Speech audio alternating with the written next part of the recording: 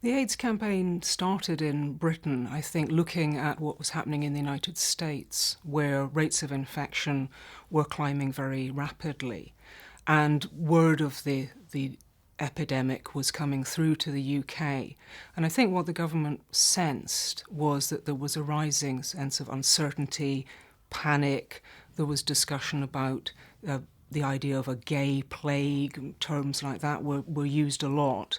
So increased homophobia, anxiety about gay men and the idea that they might be carrying a virus or a disease, and lots of uncertainty even within the medical profession. So I think the government, as it formed committees and worked on its campaign, was aware that it needed to intervene, partly because it needed to address issues around the care of people with HIV and AIDS.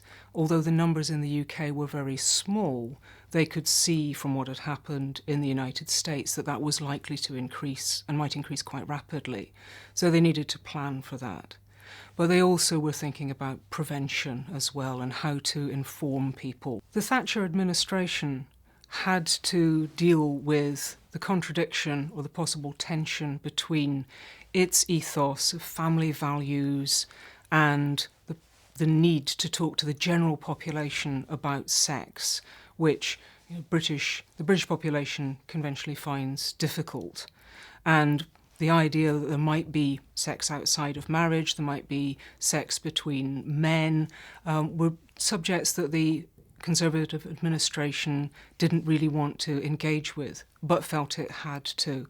And it undoubtedly worked extremely hard to try and find a compromise position between those two needs of not wishing to alienate its core voters and supporters, but wanting to inform the population in a way they would find helpful and approachable.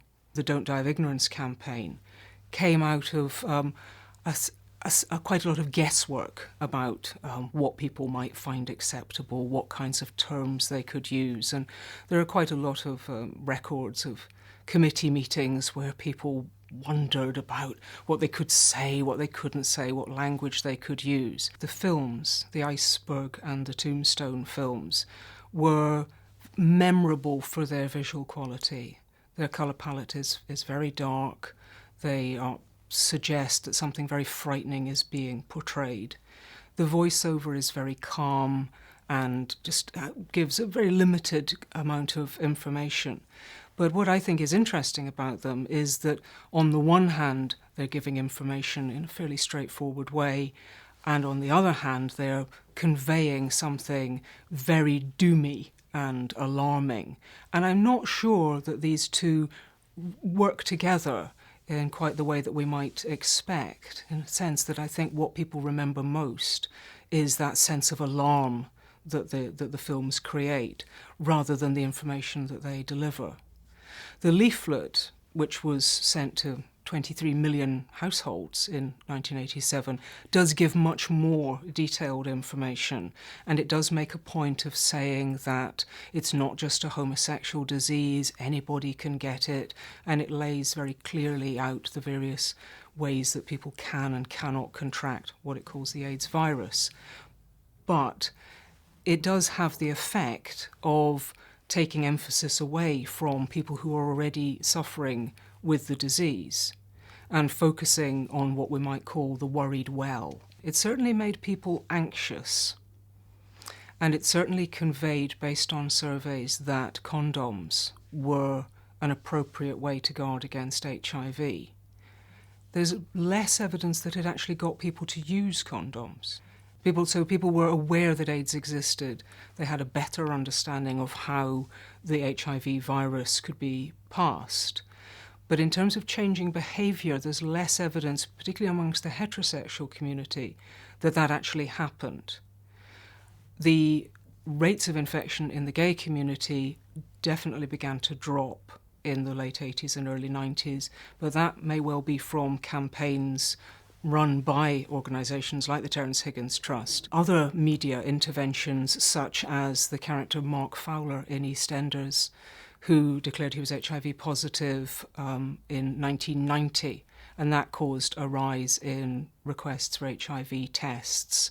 And interestingly, he talks about the HIV virus and actually explains the relationship between it and AIDS in a way that the Don't Die of Ignorance campaign didn't.